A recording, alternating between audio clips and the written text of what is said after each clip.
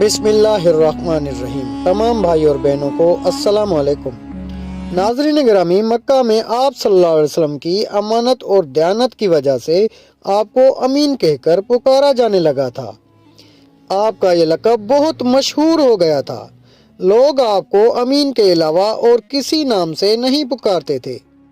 انہی دنوں ابو طالب نے آپ سے کہا، اے بھتیجے، میں ایک بہت غریب آدمی ہوں اور قحط سالی کی وجہ سے اور زیادہ سخت حالات کا سامنا ہے۔ کافی عرصہ سے خشک سالی کا دور چل رہا ہے۔ کوئی ایسا ذریعہ نہیں کہ اپنا کام چلا سکے اور نہ ہماری کوئی تجارت ہے۔ ایک تجارتی قافلہ شام جانے والا ہے، اس میں قریش کے لوگ شامل ہیں۔ قریش کی ایک خاتون خدیجہ بنت خویلد شام کی طرف اپنا تجارتی سامان بھیجا کرتی ہیں۔ جو شخص ان کا مال لے کر جاتا ہے وہ اپنی اجرت ان سے طے کر لیتا ہے۔ اب اگر تم ان کے پاس جاؤ اور ان کا مال لے جانے کی پیشکش کرو تو وہ ضرور اپنا مال تمہیں دے دے گی، کیونکہ تمہاری امانت داری کی شہرت ان تک پہنچ چکی ہے۔ گرچہ میں اس بات کو پسند نہیں کرتا کہ تم شام کے سفر پر جاؤ، یہودی تمہارے دشمن ہیں، لیکن حالات کی وجہ سے میں مجبور ہوں، اس کے علاوہ کوئی بھی چارہ نہیں۔ یہاں تک کہہ کر ابو طالب خاموش ہو گئے۔ تب آپ نے فرمایا، ممکن ہے وہ خاتون خود میرے پاس کسی کو بھیجیں۔ یہ بات آپ نے اس لیے کہی تھی کہ سیدہ خدیجہ رضی اللہ تعالیٰ عنہ کو ایک بااعتماد آدمی کی ضرورت تھی، اور اس وقت مکہ میں آپ سے زیادہ شریف، پاک باز، امانت دار، سمجھدار اور قابل اعتماد کوئی نہیں تھا۔ ابو طالب اس وقت بہت پریشان تھے۔ آپ کی یہ بات سن کر انہوں نے کہا، اگر تم نہ گئے تو مجھے ڈر ہے وہ کسی اور سے معاملہ طے کر لیں گی۔ یہ کہہ کر ابو طالب اٹھ گئے۔ ادھر آپ کو یقین سا تھا کہ سیدہ خدیجہ رضی اللہ تعالیٰ عنہ خود ان کی طرف سے کسی کو بھیجیں گی، اور ہوا بھی یہی۔ سیدہ خدیجہ رضی اللہ تعالیٰ عنہ نے اللہ کے رسول صلی اللہ علیہ وسلم کو بلا بھیجا، پھر آپ سے کہا، میں نے آپ کی سچائی، امانت داری اور نیک اخلاق کے بارے میں سنا ہے، اور اسی وجہ سے میں نے آپ کو بلوایا ہے۔ جو معاوضہ آپ کی قوم کے دوسرے آدمیوں کو دیتی ہوں، آپ کو ان سے دگنا دوں گی۔ آپ نے ان کی بات منظور فرما لی۔ پھر آپ اپنے چچا ابو طالب سے ملے، انہیں یہ بات بتائی۔ ابو طالب سن کر بولے، یہ روزی تمہارے لیے اللہ نے پیدا فرمائی ہے۔ اس کے بعد آپ صلی اللہ علیہ وسلم سیدہ خدیجہ رضی اللہ تعالیٰ عنہ کا سامان تجارت لے کر شام کی طرف روانہ ہوئے۔ سیدہ خدیجہ رضی اللہ تعالیٰ عنہ کے غلام میسرہ آپ صلی اللہ علیہ وسلم کے ساتھ تھے۔ روانگی کے وقت حضرت خدیجہ رضی اللہ تعالیٰ عنہ نے میسرہ سے کہا، کسی معاملے میں ان کی نافرمانی نہ کرنا، جو یہ کہیں وہی کرنا، ان کی رائے سے اختلاف نہ کرنا۔ آپ صلی اللہ علیہ وسلم کے سب چچاؤں نے قافلے والوں سے آپ کی خبر گیری رکھنے کی درخواست کی۔ اس کی وجہ یہ بھی تھی کہ ذمہ داری کے لحاظ سے یہ آپ صلی اللہ علیہ وسلم کا پہلا تجارتی سفر تھا۔ آپ صلی اللہ علیہ وسلم اس کام میں بالکل نئے تھے۔ ادھر آپ روانہ ہوئے، ادھر آپ صلی اللہ علیہ وسلم کا معجزہ شروع ہو گیا۔ ایک بادل نے آپ صلی اللہ علیہ وسلم کے اوپر سایہ کر لیا۔ آپ صلی اللہ علیہ وسلم کے ساتھ چلنے لگا۔ جب آپ صلی اللہ علیہ وسلم شام پہنچے تو بصرہ شہر کے بازار میں ایک درخت کے سائے میں اترے۔ یہ درخت ایک عیسائی راہب نستورہ کی خانقاہ کے سامنے تھا۔ اس راہب نے میسرہ کو دیکھا تو خانقاہ سے نکل آیا۔ اس وقت اس نے آپ صلی اللہ علیہ وسلم کو دیکھا۔ آپ صلی اللہ علیہ وسلم درخت کے نیچے ٹھہرے ہوئے تھے۔ اس نے میسرہ سے پوچھا، یہ شخص کون ہے جو اس درخت کے نیچے موجود ہے؟ میسرہ نے کہا، یہ ایک قریشی شخص ہیں، حرم والوں میں سے ہیں۔ یہ سن کر راہب نے کہا، اس درخت کے نیچے نبی کے سوا کبھی کوئی آدمی نہیں بیٹھا۔ مطلب یہ تھا کہ اس درخت کے نیچے آج تک کوئی شخص نہیں بیٹھا۔ اللہ تعالیٰ نے اس درخت کو ہمیشہ اس سے بچایا ہے کہ اس کے نیچے نبی کے سوا کوئی دوسرا شخص بیٹھے۔ اس کے بعد اس نے میسرہ سے پوچھا، کیا ان کی آنکھوں میں سرخی ہے؟ میسرہ نے جواب دیا، ہاں بالکل ہے، اور یہ سرخی ان کی آنکھوں میں مستقل رہتی ہے۔ اب نستورہ نے کہا، یہ وہی ہیں؟ میسرہ نے حیران ہو کر اس کی طرف دیکھا اور بولا، کیا مطلب یہ وہی ہیں؟ کون وہی؟ یہ آخری پیغمبر ہیں، کاش میں وہ زمانہ پا سکتا جب انہیں ظہور کا حکم ملے گا، یعنی جب انہیں نبوت ملے گی۔ اس کے بعد وہ چپکے سے آپ صلی اللہ علیہ وسلم کے پاس پہنچا۔ پہلے تو اس نے آپ صلی اللہ علیہ وسلم کے سر کو بوسہ دیا، پھر آپ صلی اللہ علیہ وسلم کے قدموں کو بوسہ دیا اور بولا، میں آپ صلی اللہ علیہ وسلم پر ایمان لاتا ہوں اور گواہی دیتا ہوں کہ آپ صلی اللہ علیہ وسلم وہی ہیں جن کا ذکر اللہ تعالیٰ نے تورات میں فرمایا ہے۔ اس کے بعد نستورہ نے کہا، اے محمد صلی اللہ علیہ وسلم، میں نے آپ صلی اللہ علیہ وسلم میں وہ تمام نشانیاں دیکھ لی ہیں جو پرانی کتابوں میں آپ صلی اللہ علیہ وسلم کی نبوت کی علامتوں کے طور پر درج ہیں۔ صرف ایک نشانی باقی ہے، اس لیے آپ صلی اللہ علیہ وسلم ذرا اپنے کندھے سے کپڑا ہٹائیں۔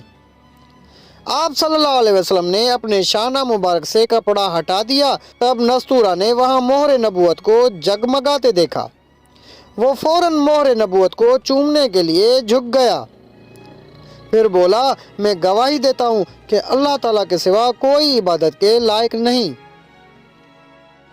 اور میں گواہی دیتا ہوں کہ آپ صلی اللہ علیہ وسلم اللہ تعالیٰ کے پیغمبر ہیں۔ آپ صلی اللہ علیہ وسلم کے بارے میں حضرت عیسیٰ ابن مریم علیہ السلام نے خوشخبری دی تھی اور انہوں نے کہا تھا، میرے بعد اس درخت کے نیچے کوئی نہیں بیٹھے گا سوائے اس پیغمبر کے جو امی یعنی ان پڑھ، ہاشمی، عربی اور مکی یعنی مکہ کے رہنے والے ہوں گے۔ قیامت میں حوض کوثر اور شفاعت والے ہوں گے۔ اس واقعے کے بعد آپ صلی اللہ علیہ وسلم بصرہ کے بازار تشریف لے گئے۔ وہاں آپ صلی اللہ علیہ وسلم نے مال فروخت کیا جو ساتھ لائے تھے اور جو کچھ چیزیں خریدی تھی۔ اس خرید و فروخت کے دوران ایک شخص نے آپ صلی اللہ علیہ وسلم سے کچھ جھگڑا کیا اور بولا، لات اور عزا کی قسم کھاؤ۔ آپ صلی اللہ علیہ وسلم نے فرمایا، میں نے ان بتوں کے نام پر کبھی قسم نہیں کھائی۔ آپ صلی اللہ علیہ وسلم کا یہ جملہ سن کر وہ شخص چونک اٹھا۔ شاید وہ گزشتہ آسمانی کتاب کا کوئی عالم تھا اور اس نے آپ کو پہچان لیا تھا، چنانچہ بولا، آپ ٹھیک کہتے ہیں۔ اس کے بعد اس نے میسرہ سے علیحدگی میں ملاقات کی، کہنے لگا، میسرہ یہ نبی ہیں، قسم ہے اس ذات کی جس کے ہاتھ میں میری جان ہے، یہ وہی ہے جن کا ذکر ہمارے راہب اپنی کتابوں میں پاتے ہیں۔ میسرہ نے اس کی اس بات کو ذہن نشین کر لیا۔ راستے میں ایک اور واقعہ پیش آیا۔ سیدہ خدیجہ رضی اللہ تعالیٰ عنہ کے 2 اونٹ بہت زیادہ تھک گئے تھے اور چلنے کے قابل نہ رہے تھے۔ ان کی وجہ سے میسرہ قافلے کے پیچھے رہ گیا۔ نبی کریم صلی اللہ علیہ وسلم قافلے کے اگلے حصے میں تھے۔ میسرہ ان اونٹوں کی وجہ سے پریشان ہوا تو دوڑتا ہوا اگلے حصے کی طرف آیا اور اپنی پریشانی کے بارے میں آپ کو بتایا۔ آپ اس کے ساتھ ان دونوں اونٹوں کے پاس تشریف لائے، ان کی کمر اور پچھلے حصے پر ہاتھ پھیرا، کچھ پڑھ کر دم کیا۔ آپ کا ایسا کرنا تھا کہ اونٹ اسی وقت ٹھیک ہو گئے اور اس قدر تیز چلے کہ قافلے کے اگلے حصے میں پہنچ گئے۔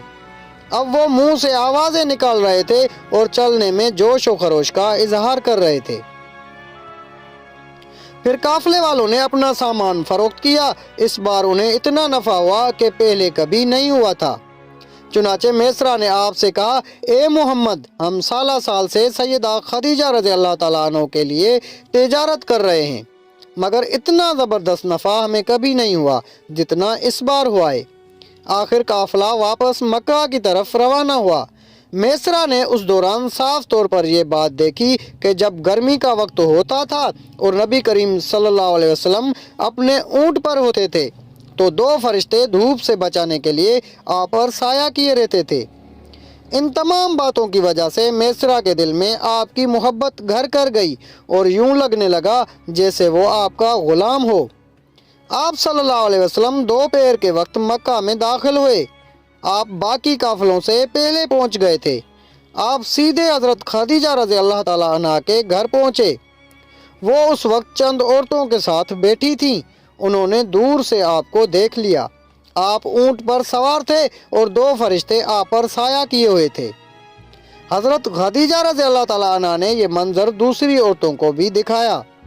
وہ سب بہت حیران ہوئی۔ اب آپ صلی اللہ علیہ وسلم نے حضرت خدیجہ رضی اللہ تعالیٰ عنہ کو تجارت کے حالات سنائے، منافع کے بارے میں بتایا۔ اس مرتبہ پہلے کی نسبت دگنا منافع ہوا تھا۔ حضرت خدیجہ رضی اللہ تعالیٰ عنہ بہت خوش ہوئی۔ انہوں نے پوچھا میسرہ کہاں ہے؟ آپ نے بتایا وہ ابھی پیچھے ہے۔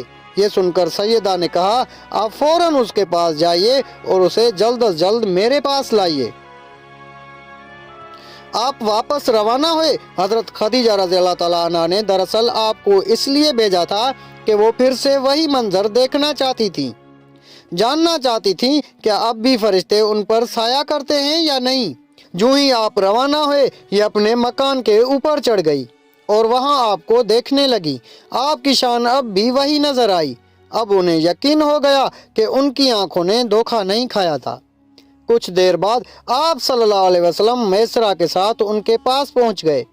حضرت خدیجہ رضی اللہ تعالیٰ عنہ نے میسرہ سے کہا میں نے ان پر 2 فرشتوں کو سایہ کرتے ہوئے دیکھا ہے، کیا تم نے بھی کوئی ایسا منظر دیکھا ہے؟ جواب میں میسرہ نے کہا میں تو یہ منظر اس وقت سے دیکھ رہا ہوں جب قافلہ یہاں سے شام جانے کے لیے روانہ ہوا تھا۔ اس کے بعد میسرہ نے نستورہ سے ملاقات کا حال سنایا۔ دوسرے آدمی نے جو کہا تھا وہ بھی بتایا، جس نے لات اور عزا کی قسم کھانے کے لیے کہا تھا، پھر اونٹوں والا واقعہ بتایا۔ یہ تمام باتیں سننے کے بعد سیدہ خدیجہ رضی اللہ تعالیٰ عنہ نے آپ کو طے شدہ اجرت سے دگنا دی، جبکہ طے شدہ اجرت پہلے ہی دوسرے لوگوں کی نسبت دگنا تھی۔ ان تمام باتوں سے سیدہ خدیجہ رضی اللہ تعالیٰ عنہ بہت حیران ہوئی۔ اب وہ اپنے چچا زاد بھائی ورقہ بن نوفل سے ملی۔ یہ پچھلی کتابوں کے عالم تھے۔ سیدہ خدیجہ رضی اللہ تعالیٰ عنہ نے انہیں جو کچھ خود دیکھا اور میسرہ کی زبانی سنا تھا سب کہہ سنایا۔ ورقہ بن نوفل اس وقت عیسائی مذہب سے تعلق رکھتے تھے، اس سے پہلے وہ یہودی تھے۔ سیدہ خدیجہ رضی اللہ تعالیٰ عنہ کی تمام باتیں سن کر ورقہ بن نوفل نے کہا خدیجہ اگر یہ باتیں سچ ہیں تو سمجھ لو محمد اس امت کے نبی ہیں۔ میں یہ بات جان چکا ہوں کہ وہ اس امت کے ہونے والے نبی ہیں۔ دنیا کو انہی کا انتظار تھا، یہی ان کا زمانہ ہے۔ یہاں یہ بات بھی واضح ہو جائے کہ نبی اکرم صلی اللہ علیہ وسلم نے سیدہ خدیجہ رضی اللہ تعالیٰ عنہ کے لیے تجارتی سفر صرف ایک بار ہی نہیں کیا، چند سفر اور بھی کیے۔ سیدہ خدیجہ رضی اللہ تعالیٰ عنہ ایک شریف اور پاک باز خاتون تھیں۔ نسب کے اعتبار سے بھی قریش میں سب سے اعلیٰ تھیں۔ انہیں قریش کی سیدہ کہا جاتا تھا۔ قوم کے بہت سے لوگ ان سے نکاح کے خواہشمند تھے۔ کئی نوجوانوں کے پیغام ان تک پہنچ چکے تھے، لیکن انہوں نے کسی کے پیغام کو قبول نہیں کیا تھا۔ نبی اکرم صلی اللہ علیہ وسلم تجارت کے سفر سے واپس آئے تو آپ صلی اللہ علیہ وسلم کی خصوصیات دیکھ کر اور آپ کی باتیں سن کر وہ آپ صلی اللہ علیہ وسلم سے بہت زیادہ متاثر ہو چکی تھیں۔ لہٰذا انہوں نے ایک خاتون نفیسہ بنت منیہ کو آپ کی خدمت میں بھیجا۔ انہوں نے آ کر آپ سے کہا کہ اگر کوئی دولت مند اور پاک باز خاتون خود آپ کو نکاح کی پیشکش کرے تو کیا آپ مان لیں گے؟ ان کی بات سن کر آپ نے فرمایا وہ کون ہے؟ نفیسہ نے فوراً کہا خدیجہ بنت خویلد۔ آپ نے انہیں اجازت دے دی۔ نفیسہ بنت منیہ سیدہ خدیجہ رضی اللہ تعالیٰ عنہ کے پاس آئیں، انہیں ساری بات بتائی۔ سیدہ خدیجہ رضی اللہ تعالیٰ عنہ نے اپنے چچا عمرو بن اسد کو اطلاع کرائی تاکہ وہ آ کر نکاح کر دیں۔